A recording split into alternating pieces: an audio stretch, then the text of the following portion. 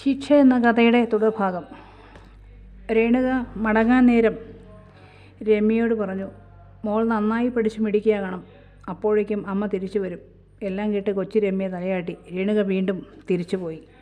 യാത്രയിലുടനീളം രേണുക ചിന്തിച്ചത് ഒരു കാര്യമാണ്. രാമേന്ദ്രൻ്റെ കമ്പനിയിൽ നിന്നും കിട്ടിയ പണവും അദ്ദേഹത്തിൻ്റെ LIC തുകയും രാമേന്ദ്രൻ്റെ ബാങ്ക് അക്കൗണ്ടിൽ കിടന്ന പണം ഒന്നും രേണുക ചിലവാക്കിയിട്ടില്ല. മാത്രമല്ല, രേണുകയ്ക്ക് നല്ല ശമ്പളമുണ്ട്. അതൊരംശം സേവും ചെയ്യുന്നുണ്ട്.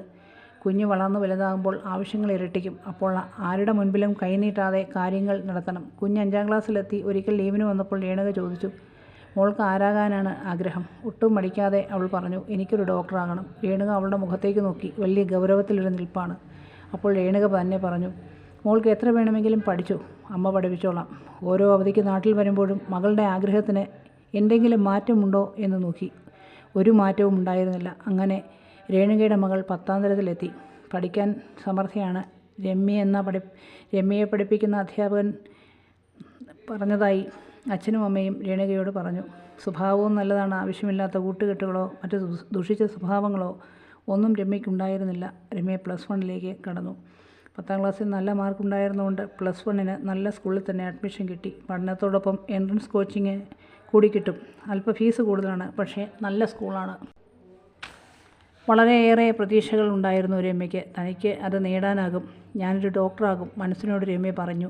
എന്നും ഒരിക്കൽ രേണുകയോട് രമ്യ പറഞ്ഞു, നമ്മൾ എന്താണോ ആഗ്രഹിക്കുന്നത് അത് നമുക്ക് നേടാനാകും. എപ്പോൾ നോക്കിയാലും അവൾ നല്ല ആക്റ്റീവാണ്. കലാമത്സരങ്ങളിലും അവൾ മിടുക്കിയാണ്. അങ്ങനെ അവൾ +2 ഫുൾ മാർക്ക് വാങ്ങി. പിന്നീട് എൻട്രൻസ് പരീക്ഷയിൽ അവൾ മുന്തിയ റാങ്കിലെത്തി. സന്തോഷം കൊണ്ട് തുള്ളിച്ചാടി രമ്യ.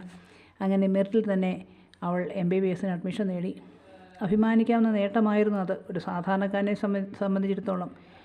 ഇനി 5-6 കൊല്ലം കഠിനമായി പ്രയത്നിച്ചാൽ മാത്രമേ ലക്ഷ്യത്തിലെത്തുകയുള്ളൂ. മെറിറ്റിൽ കിട്ടിയെങ്കിലും ഹോസ്റ്റൽ ഫീസ് മറ്റ് ചിലവുകളും സഹിതം നല്ലൊരു തുക വർഷം തോറും വേണം.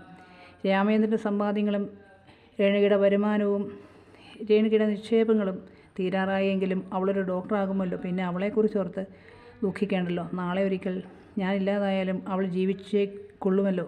അങ്ങനെ ഓരോ തരത്തിൽ പഠിത്തം കഴിഞ്ഞ് ഹൗസ് സർജൻസി തുടങ്ങി. ആയിടയ്ക്ക് രേണുക നാട്ടിൽ വന്നു.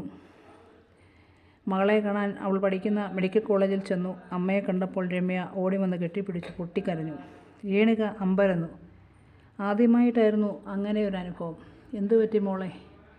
രേണുക മകളോട് ചോദിച്ചു. ഒന്നുമില്ല. അല്ല, എന്തോ ഉണ്ട്. അമ്മയോട് പറ. ഒന്നുമില്ല. രമ്യ അമ്മയെ ഹോസ്റ്റൽ റൂമിലിരുത്തി ഒരുമിച്ച് ചായ കുടിച്ചതിന് ശേഷം, അമ്മ വൈകിട്ടല്ലേ പോകൂ, ഞാനിപ്പോൾ വരാം എന്ന് പറഞ്ഞ് അവൾ ഹോസ്പിറ്റലിലേക്ക് തിരിച്ചുപോയി. അടുത്ത ഭാഗവുമായി വീണ്ടും കാണാം.